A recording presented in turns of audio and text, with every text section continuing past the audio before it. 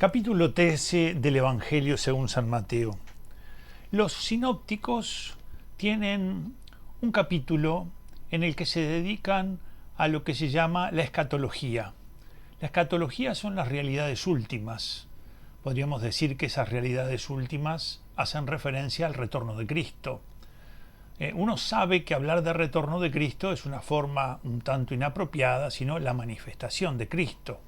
Cristo no se ha ido a ningún lugar, sino que se ha ocultado, pero está presente. De manera que esta escatología, este final, en el Evangelio según San Marcos se ubica aquí en este capítulo 13. ¿Qué es lo que vamos a encontrar en este capítulo? Bueno, a partir del versículo 1, Jesús, que está con sus discípulos, va a hablar sobre el templo y va a suscitar en ellos unas preguntas que justamente darán lugar a que él hable sobre estas realidades. A partir del versículo 5, habla justamente sobre una suerte de señales que se darán, porque está claro, y ya desde el comienzo es importante decirlo, que el día y la hora, Jesús dice, la sabe el Padre. Y por lo tanto nosotros podríamos decir que en la Iglesia ocurre lo mismo. El día y la hora la sabe el Padre. ¿Podrá el Padre tomar la decisión de decirle a alguien el día y la hora? Bueno, Cristo ha dado a conocer que esto a nosotros no nos compete, porque Él mismo ha dicho que este es un secreto que el Padre ha reservado para sí. Y a partir de allí entonces se dan sí señales, signos.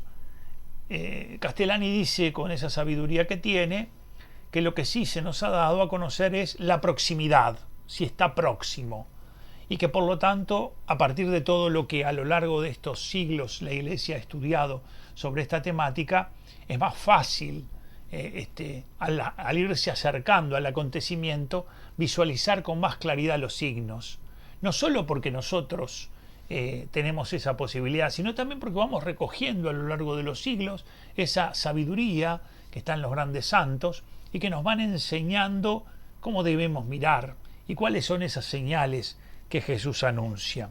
A partir del versículo 14 aparece la gran tribulación. Esa gran tribulación remite justamente a algo que ocurrirá y que será verdaderamente tremendo. A partir del versículo 14, la tribulación. A partir del versículo 24, la manifestación del Hijo del Hombre, es decir, vendrá sobre las nubes del cielo una imagen, ¿verdad? Cristo majestuoso, glorioso, bajo esa imagen. En el versículo de ese mismo capítulo, en el versículo 28, se nos dice justamente que hay que mirar esos signos de proximidad. Y en el versículo 33, la recomendación final con relación a estas temáticas, la recomendación más importante, en donde Cristo sintetiza lo que cree es lo más importante. Veamos un poquitito este capítulo 13 del Evangelio según San Marcos. Al salir del templo le dice uno de sus discípulos: Maestro, mira qué piedras y qué construcciones. El comienzo, ¿cuál es? La mirada de un discípulo de Cristo que al ver el templo de Jerusalén ve una solidez inconmovible. Esto tiene una solidez. Es muy importante también esta mirada sobre lo que él considera sólido. Y también el templo significaba de alguna manera para la vida de Israel como la solidez de su fe. El discípulo entonces le hace ese comentario. Jesús le dijo: ¿ves estas grandes construcciones? No quedará piedra sobre piedra que no será derruida. O sea que hay una profecía. Estas son lo que se llaman las profecías mayores, las que hacen referencia a Cristo. Esta profecía lo que dice es que el templo será destruido. Jesús, al hablar del templo, recuerden, va a anunciar esta realidad y va a advertir algo que servirá para los cristianos de la primera hora, esos cristianos que fueron testigos de la destrucción del templo de Jerusalén, que se llevó a cabo en las incursiones de los romanos en el entorno del año 70. No quedará piedra sobre piedra. Recordemos que este es el segundo templo, el primero lo construye Salomón, el hijo de David. Este templo es el que se construye después del destierro de Babilonia. Y los israelitas hoy quieren construir el tercero, pero tienen algunos problemas que están viendo cómo solucionan, como por ejemplo que allí está el Domo de la Roca. Allí se encuentra uno de las realidades vinculadas con el Islam más importantes. Y entonces dice que estando sentado en el Monte de los Olivos, ha hablado del templo, estando sentado en el Monte de los Olivos que está frente al templo, le preguntan en privado Pedro, Santiago, Juan y Andrés, dinos cuándo sucederá esto y cuál será la señal de que todas estas cosas están por cumplirse. Aquí las preguntas son a dos cosas distintas, que es lo que ha generado muchas confusiones. ¿Cuándo será la destrucción del templo?, dicen los apóstoles. Y finalmente, ¿cuándo vendrá el fin? ¿Cuándo será ese momento en que tú te manifiestes, en que tú te des a conocer? Y entonces, a partir del versículo 5 vienen esas señales. Jesús comenzó a decirlos: miren que nadie os engañe, vendrán muchos usurpando mi nombre diciendo yo soy, engañarán a muchos. Cuando oigan hablar de guerras y de rumores de guerras, no os alarméis, porque eso es necesario que suceda, pero todavía no es el fin. ¿Ven? Está hablando de dos cosas, del templo y del fin. Castellani dice: a nosotros nos hubiera gustado que separara las cosas y primero hablara de una y luego de otra, pero siendo el Señor quien es y quiso hablarlo de esta manera, hay que entender que esto era lo mejor. Y nosotros lo único que tenemos que hacer es comprender. Pues se levantará nación contra nación, reino contra reino, habrá terremotos en diversos lugares, habrá hambre. Esto será el comienzo de los dolores de alumbramiento. Diríamos, por decirlo así, un desorden generalizado. Guerras, rumores de guerras, hambre, terremotos. Una primera parte, acontecerán catástrofes. Pero vosotros mirad, dice, pero vosotros mirad por vosotros mismos. Os entregarán a los tribunales. Una segunda parte, las persecuciones de los cristianos. Serán azotados en las sinagogas, comparecerán ante los gobernadores y reyes por mi causa, para que den testimonio ante ellos. Y es preciso que antes sea proclamada la buena nueva a todas las naciones. Los discípulos van a experimentar ya todas estas realidades en la predicación, porque apenas comienzan a predicar, ellos mismos son perseguidos. Y acuérdense, cuando Pedro y Juan van a predicar, los toman, los hacen pasar, y allí que en el Sanedrín los van a golpear. Finalmente les van a decir: no hablen más en el nombre de él. Y entonces Jesucristo les dice a ellos, y nos dice también a nosotros: cuando todas estas cosas pasen y cuando tengas que enfrentar cosas como estas, en donde a veces, ¿verdad?, se hace difícil porque hay mucha hostilidad vinculado con el nombre de Cristo, no te preocupes. ¿Y por qué es que no debemos preocuparnos? Porque dice: no seréis vosotros los que hablaréis, sino el Espíritu Santo. Seremos asistidos por el Espíritu Santo. Él hablará por nosotros. Y de hecho esto es lo que vemos en los santos. Esas palabras que los santos dicen en momentos tremendos, como por ejemplo, recordemos los cristeros, cuando gritan viva Cristo Rey, uno se pone a pensar que sería lo lógico gritar: no me maten. Pero en cambio, eso que acontece con ellos y que acontece con otros, tiene que ver con que con este auxilio del Espíritu Santo, que en ese momento va a estar presente allí para decir la palabra correcta. Los discípulos ven que hay como, ¿verdad?, persecuciones que se les anuncian. Y a partir del versículo 14 viene alguna descripción de la gran tribulación. Dice que esta tribulación será tremenda porque no hubo nunca otra igual a ella, ni lo habrá después. Está claro que no ocurrió. Por lo tanto, va a ocurrir. ¿Cuándo va a ocurrir? No lo sabemos. ¿Y cómo comienza Marcos? Comienza diciendo: cuando vean la abominación de la desolación. ¿Qué es la abominación de la desolación?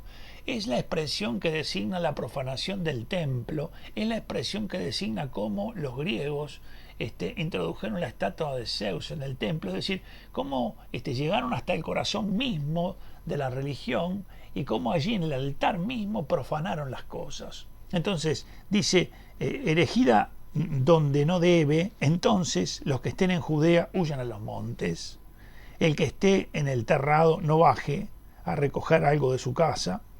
Esta recomendación de Cristo a que en el momento en que acontezcan estas cosas no vayan a la ciudad, servirá para que muchos cristianos, cuando los romanos van a entrar, los romanos cercan la ciudad, en un primer momento dejaban entrar y salir a la gente, pero luego la cercan e impiden que la gente salga y luego los van a masacrar,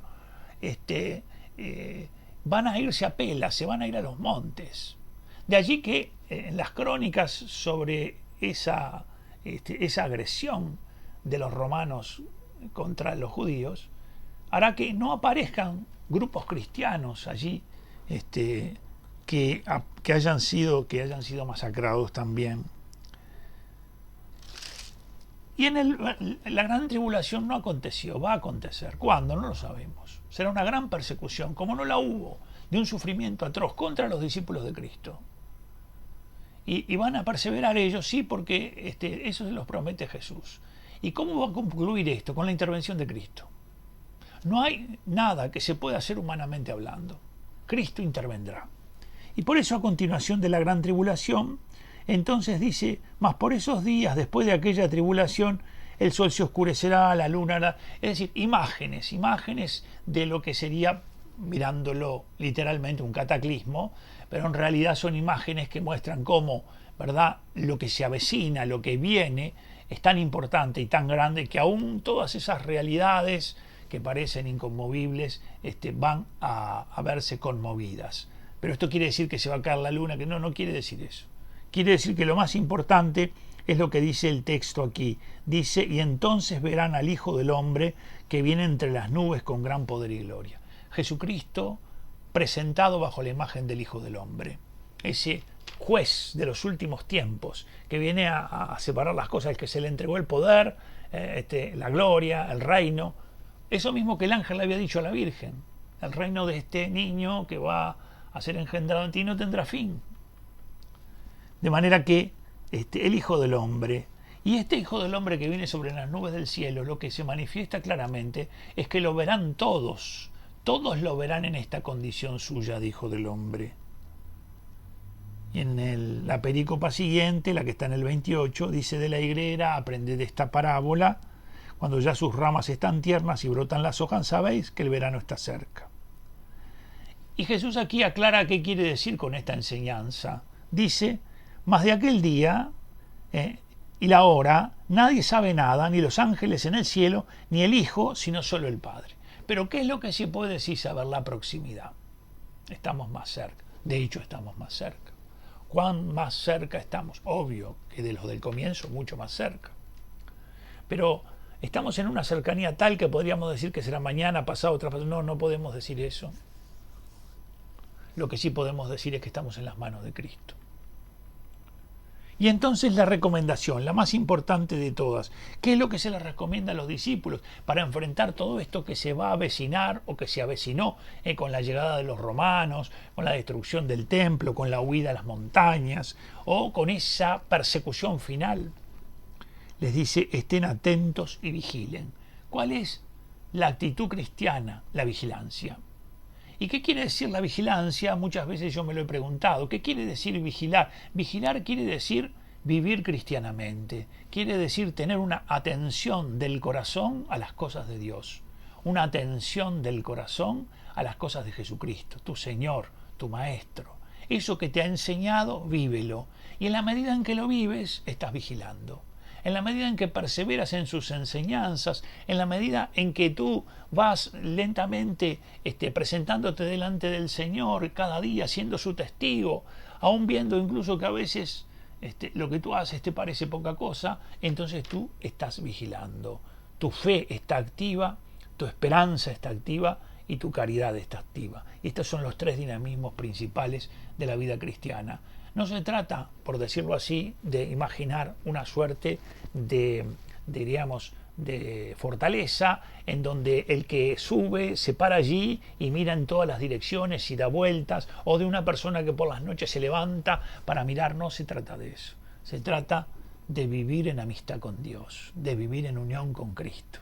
de estar siempre con Él. Y este es el modo de vigilar. Así vigilaron los santos, así somos invitados nosotros a vigilar. Capítulo 13 del Evangelio según San Marcos, el capítulo escatológico. Un capítulo no para temer, sino para confiar en que conocemos cuál es el destino final. ¿Cuál es el destino final? Jesucristo, como Señor y como Salvador. Que Dios te bendiga en el nombre del Padre, del Hijo y del Espíritu Santo. Amén.